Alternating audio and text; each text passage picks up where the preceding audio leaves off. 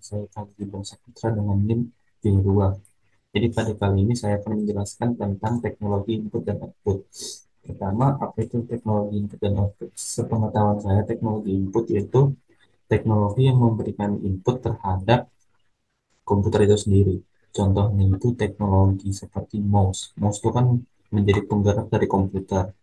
Inputnya adalah mouse, sedangkan outputnya berupa pergerakan kursor. Begitu juga dengan seperti alat sekarang kayak joystick atau controller. Itu juga merupakan perangkat input di mana joysticknya sebagai penginput dan outputnya berupa gerakan pada komputer. Lalu apa itu teknologi output? Teknologi output yaitu setahu saya suatu teknologi yang dapat mengubah mengubah memberikan visualisasi dari sebuah komputer. Contohnya yaitu monitor. Monitor itu kan memberikan visualisasi dari komputer berupa gambar. Begitu juga dengan printer, sama sepertinya antara printer dan monitor. Hanya saja printer kan memberikan visualisasi dalam bentuk fisik. Nah, lanjut teknologi input yang saya pilih yaitu ini saya sudah. Nah, itu adalah joystick. Jadi joystick ini salah satu teknologi input. Mungkin cara kerja dari joystick ini sama sama seperti mouse yaitu menjadi penggerak. Lalu sejarah singkat dari joystick ini seperti apa? Nah, di sini saya sudah mencantumkan beberapa gambar. Nah, ini adalah orang dari pencetus di nama dinamainya joystick karena dulu itu joystick itu merupakan tuas kendali dalam suatu pesawat. Jadi orang ini adalah pilot dari Prancis pada abad ke-20. Namanya itu Robert Esnault Peltry. Ada beberapa juga pilot-pilot lain yang bekerja sama dalam pembuatan joystick ini seperti Robert Lauren, Henry James Joyke, George I.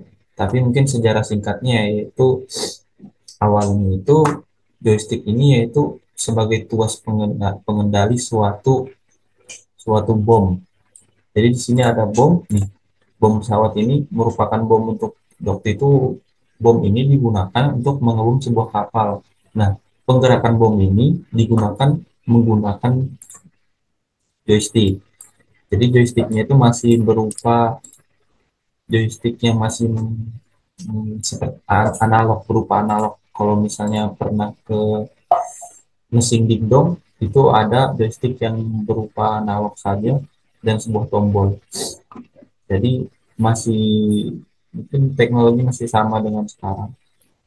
Jadi lanjut ke sejarah singkatnya tadi yang ini adalah yang nama joystick diambil dari orang ini.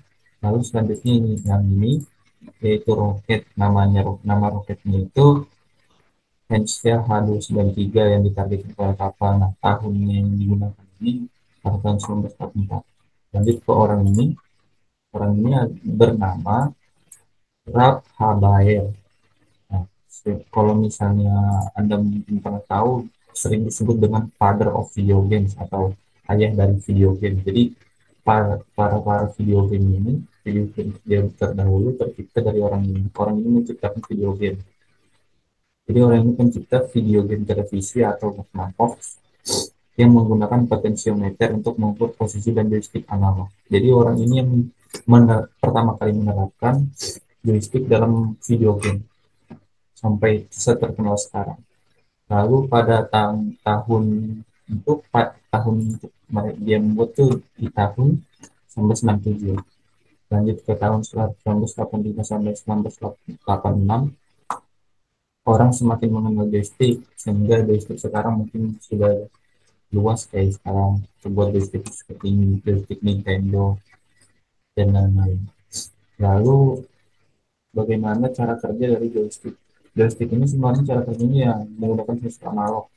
Jadi sensor analog itu kan hasil outputnya antara satu dan 0, aktif atau tidak aktif.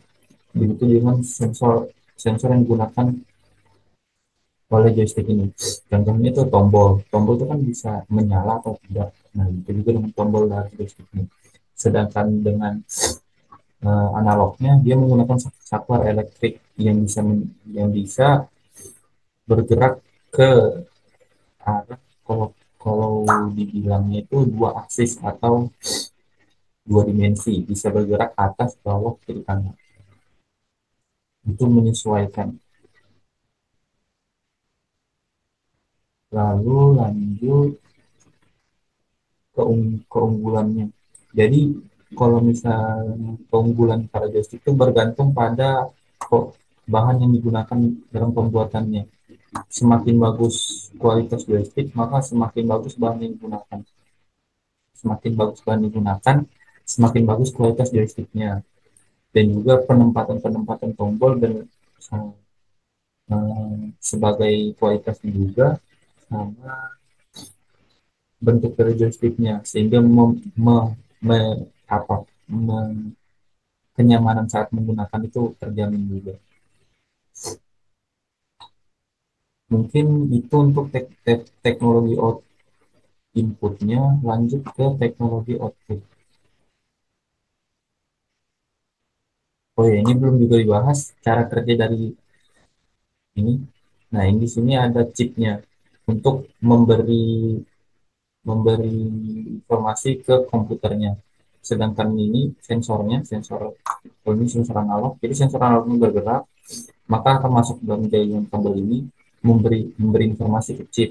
Lalu chip akan mentransformasikan lagi informasi tersebut ke komputer.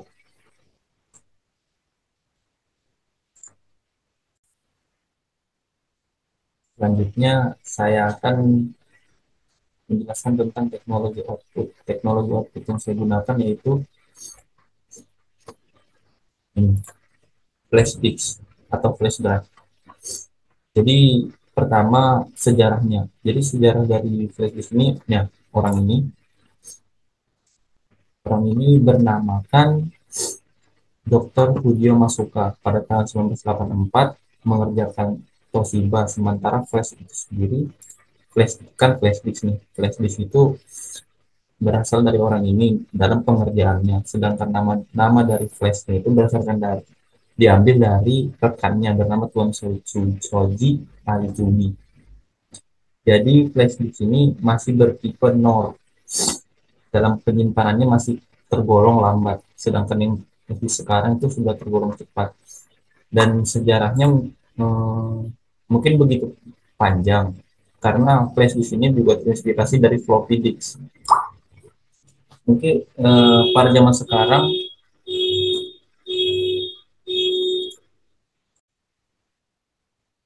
jadi lanjut lagi, sejarahnya itu panjang, mulai ditemukannya kaset sampai jadi flash disk. Ini kan floppy disk sampai floppy disk dan flash disk gitu seterusnya. Tapi saya akan menjelaskan sejarah tentang flash drive aja. Jadi, flash disk atau flash drive itu adalah sebuah alat output yang digunakan untuk menyimpan menyimpan data-data yang ada di dalam komputer. Jadi sebagai penyimpanan. Nah, cara kerjanya, jadi saat flash drive ini dicolokkan, maka dia akan terhubung terhadap komputer. Nah, kalau kalau bisa dilihat di sini ada flash memory chip. Flash memory chip ini adalah chip yang digunakan untuk penyimpanan dari data-data itu. Ada mungkin yang 16 giga dan juga 3 giga dan sebagainya. Ada juga seperti LED sebagai pertanda apakah eh, flash mesin terkonek atau enggak, dan sebagainya. Mungkin pada zaman sekarang banyak yang menyalahartikan dari flash disk dan flash drive. Sebenarnya flash disk dan flash drive itu adalah satu hal yang sama, hanya saja dikarenakan kebiasaan orang dalam penyebutannya. Flash disk itu harusnya sudah harus dari namanya aja ada nama disknya, seharusnya ada dalam kaset, ada kaset dalam pembuatannya atau bahannya. Sedangkan flash drive tidak memiliki kaset, jadi sebenarnya yang nama yang benar adalah flash drive, bukan flash disk. Dikarenakan juga dari namanya flash disk, seharusnya di dalam komponen yang ada di dalam flash disk itu ada berupa kaset atau pinggan, sedangkan di dalamnya tidak ada. Itu dari kebiasaan orang sih. Oh, lanjut ke sejarahnya. Jadi sejarahnya itu ditemukan itu kan pada 1984 untuk flash drive. Nah, perkembangan itu sangat pesat sehingga pada tahun 2000 aja sekarang, pada tahun awal-awal masih berupa mungkin tidak sampai 1 MB dalam penyimpanannya. Nah, pada tahun 2000 mulai kapasitasnya itu mulai bertambah, seperti chipnya itu makin berkembang, chip penyimpanannya yang tahun 2000 sudah 8 MB, dan hanya dalam 11 tahun dari 2000 dan 2011 flash disk itu sudah bisa menyimpan 256 GB atau 32.000 kali lipat dari jumlah 4 untuk kecanggihannya atau kualitasnya itu terdapat pada flash disk itu sendiri, mulai dari kapasitas penyimpanan, lalu ketahanan terhadap uh, kayak misalnya itu jatuh seperti dan sebagainya, dan kecepatan transfernya juga mungkin banyak sih sebenarnya yang mempengaruhi kualitas dari flash disk itu sendiri. Mungkin itu saja penjelasan dari saya, kurang lebihnya mohon maaf. Assalamualaikum warahmatullahi wabarakatuh.